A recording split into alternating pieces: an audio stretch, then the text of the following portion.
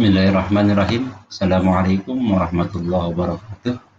Nah, anakku sekalian, bagaimana kabarnya hari ini? Semoga kalian semua dalam keadaan sehat walafiat. Amin ya rabbal alamin. Anak-anakku sekalian yang hebat, anak-anakku sekalian yang kuat. Selamat datang di SMK An-Najiyah.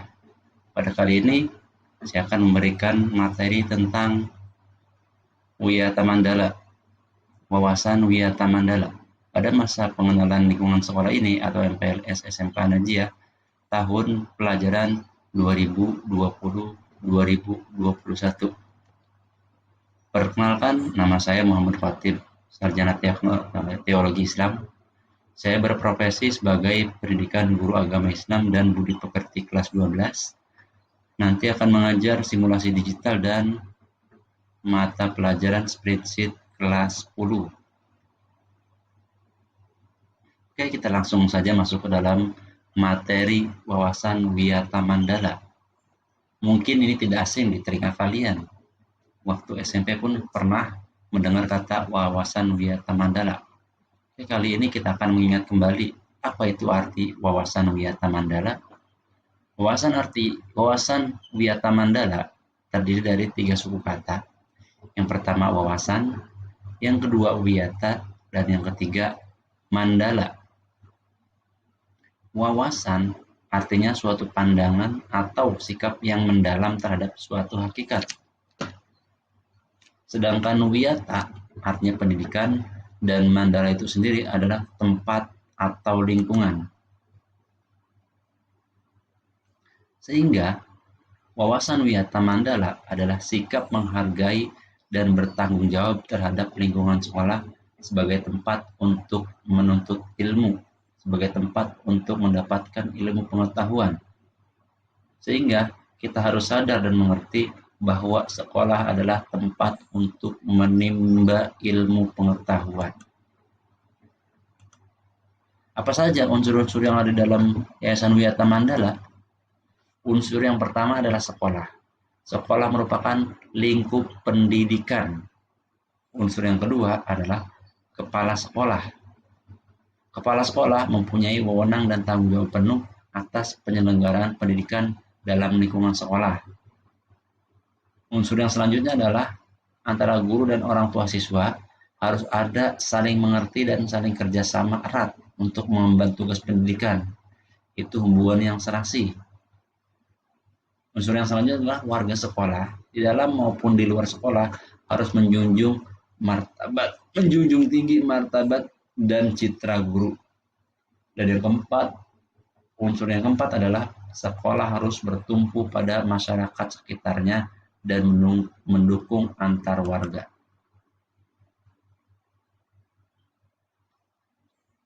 Sekolah merupakan lembaga pendidikan formal, tempat berlangsungnya PBM atau KBM, kegiatan belajar mengajar, untuk membina dan mengembangkan. Yang pertama, mengembangkan ilmu pengetahuan dan teknologi.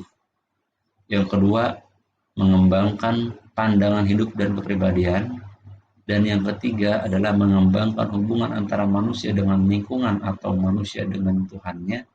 Dan yang keempat adalah mengembangkan kemampuan untuk berkarya. Jadi di sekolah ini kamu bisa mengembangkan apa yang menjadi niat dan tujuan kamu. Kalau kalian punya cita-cita yang tinggi, maka dapat dikembangkan melalui sekolah. Tahapannya melalui sekolah. Begitu pula ketika kalian punya kepribadian yang khusus yang ingin kalian capai, juga sama. Itu kalian akan dapat raih atau kalian dapat capai melalui tahapan sekolah. Yang selanjutnya adalah prinsip sekolah. Sekolah sebagai Wiyata Mandala selain harus bertumbuh pada masyarakat sekitarnya, juga harus mencegah masuknya paham sikap dan perbuatan yang secara sadar maupun tidak dapat menimbulkan pertentangan antara sesama karena perbedaan suku, agama, asal-usul, keturunan, tingkat sosial ekonomi, serta perbedaan paham politik. Sekolah tidak boleh hidup menyendiri, melepaskan diri dari tantangan sosial, budaya dalam masyarakat tempat sekolah itu sendiri berada. Sekolah juga menjadi suri tauladan bagi kehidupan masyarakat sekitarnya, serta mampu mencegah Oke, kita lanjutkan. Yang selanjutnya adalah sekolah dan fungsinya.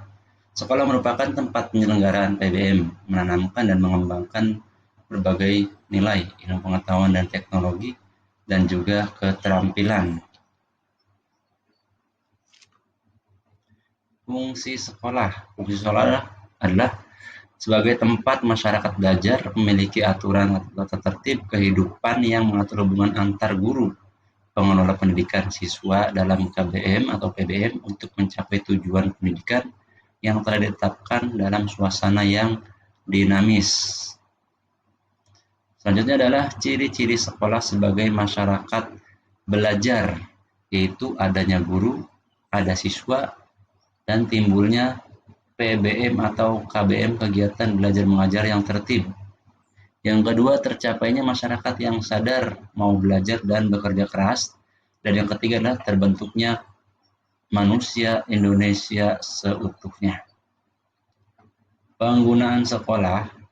Sekolah sebagai suatu lembaga pendidikan yang diperuntukkan sebagai tempat proses kegiatan belajar mengajar tidak diperbolehkan dijadikan sebagai tempat. Yang pertama, tidak boleh untuk ajang promosi produk perniagaan.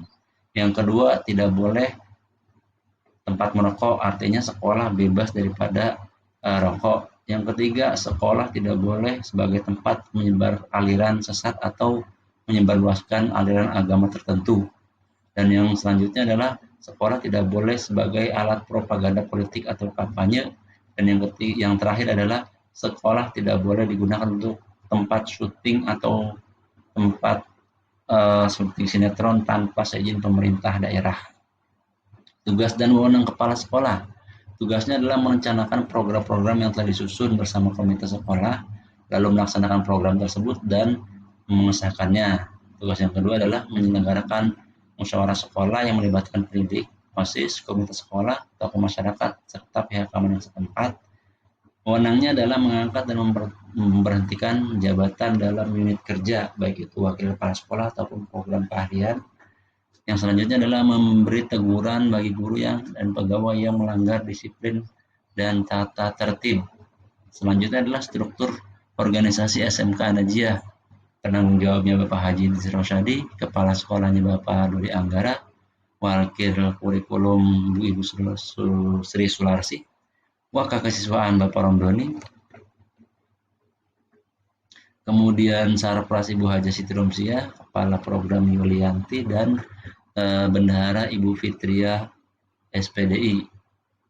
Lanjutnya kegiatan sekolah SMK Najiyah, nanti ada kunjungan industri, ada prakerin, ada uji kompetensi, dan juga ada perpisahan kelas 12 baik indoor maupun outdoor. Ini adalah beberapa profil dari Bapak Dodi Anggara sebagai kepala sekolah, Ibu Sri sebagai wakil kurikulum, Ibu Yulianti sebagai ketua program keahlian. Selanjutnya ada beberapa Bapak Ibu guru yang nantinya akan mengajar mapel tertentu. Di situ bisa dilihat sendiri.